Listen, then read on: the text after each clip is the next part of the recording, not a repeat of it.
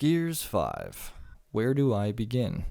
Perhaps I should start at the beginning, when the original Gears was released back in November of 2006. I remember it blew me away. I remember playing it at a Best Buy display thinking that this is the epitome of next-generation gaming.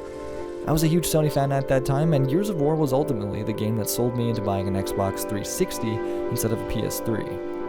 I've been a huge Gears fan ever since day one, and I've purchased every single Gears game to date with over 500 hours of online play logged, so it comes with a heavy heart that I say this, but Gears 5 has some serious issues.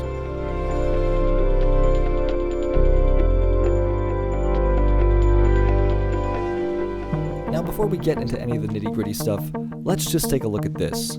These are the unskippable opening logo cinematic scenes that you're forced to watch every time you open the game.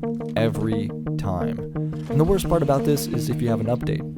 If Gears 5 has an update, it deliberately drags you through these logos only to tell you in the end that you need to close the game and update it.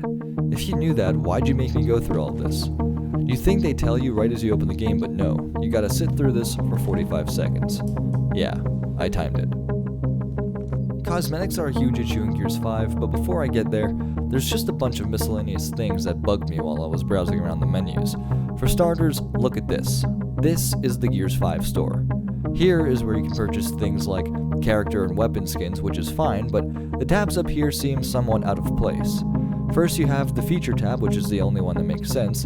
Then you have esports, special offers, and world flags? What a bizarre assortment of things.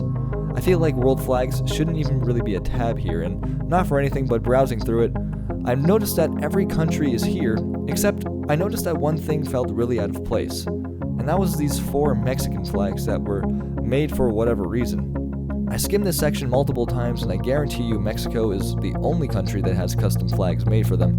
Why? Because Mexico has strict regulations regarding the use of its flag. But just because this one issue can be explained, doesn't mean these next few can. There's 12 COG characters and only 8 Swarm. That's with all the DLC characters as well. It seems inconsistent when they could have easily added more to even them out. Literally 40% of the banners are just different variations of pride flags. If you want to play as Batista, then you might be searching for him for a while because he's not even a character you can choose from.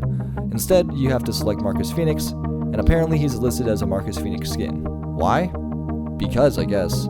I really liked how you get to choose between different execution animations for different weapons, but there's literally only 2 options for each gun, and some of those options were the same for multiple weapons, so it's almost as if they didn't create enough animations and just threw them in there last minute.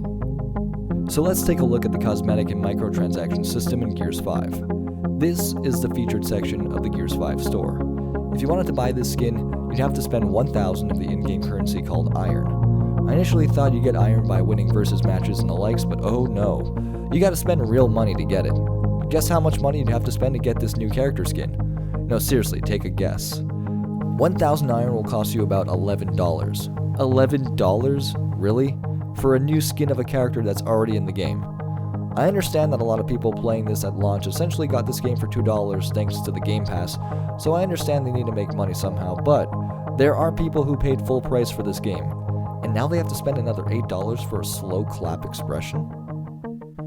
And here's another shady thing with these microtransactions. In the special offers section, they have the 8-pack for $24.99, and right beside it they have the Get Hype pack, but the currency is listed in Iron instead of real money, making you believe it's the better deal, until you go and find out that 2,500 Iron is actually more than $24.99. But the real shady part is that instead of making an Iron package deal that's exactly 2,500 Iron, there's only a package deal for 2,250 Iron and one for 6,000 Iron. So you either have to buy the next tier higher at $59.99 or the lower tier one at $24.99 and then spend another $549 on the 500 Iron one, still making you spend more than $24.99. Like, these are just the kind of shady things that turn people off.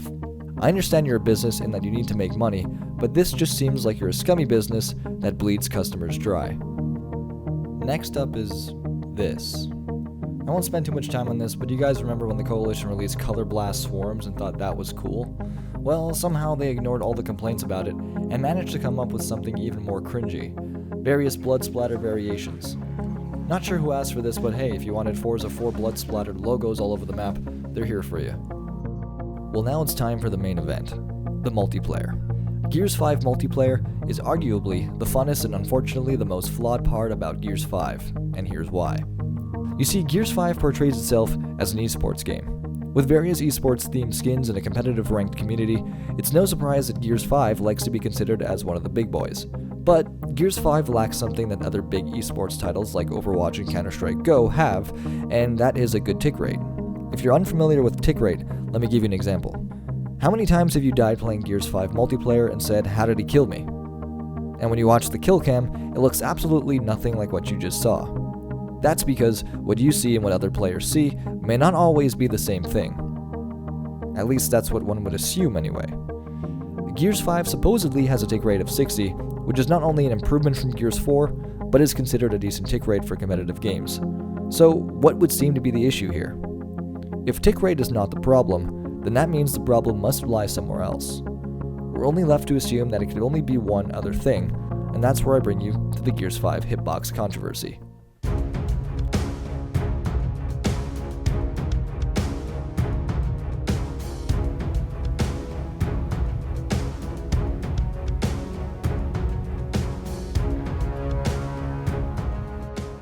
You see this right here?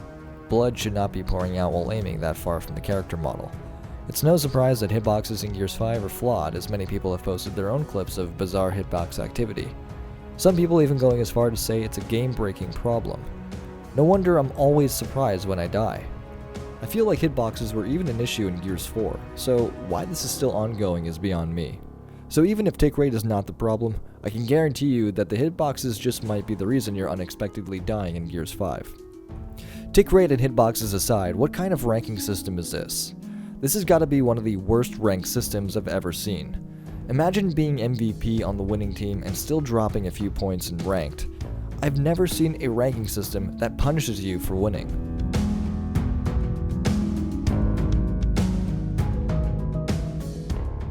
You know, this video has in its own way been a long time in the making for me. I had the urge to make a video like this back when Gears 4 came out, as I had some similar issues, but I was enjoying the game enough to just shrug them off. I was also scared of offending other players who love this game. It wasn't until my friends from other competitive games like Overwatch and Counter-Strike came over to Gears that I realized just how many problems this game had. I didn't want to admit it, but Gears suffers from a lot of problems and they ripped the Gears 5 multiplayer apart. I just couldn't believe how far behind Gears 5 was to Overwatch or Counter-Strike Go. It wasn't until I played those games that I realized how much of a difference there was. When I died in those games, I wasn't raging like I did in Gears. When someone killed me in those games, it was simply because they were the better player, not because of issues with the game.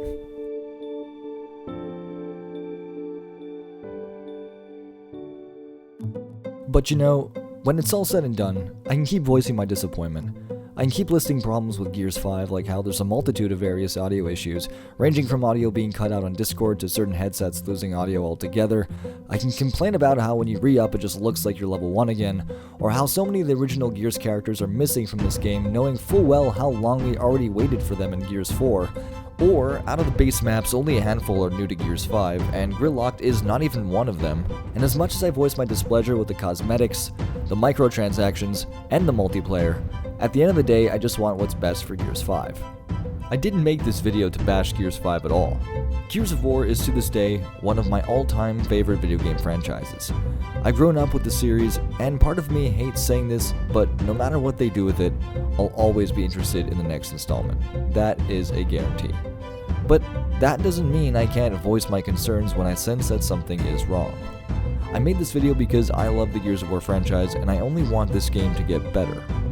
I want the Coalition to watch this video and realize the kind of fan base the Gears franchise has.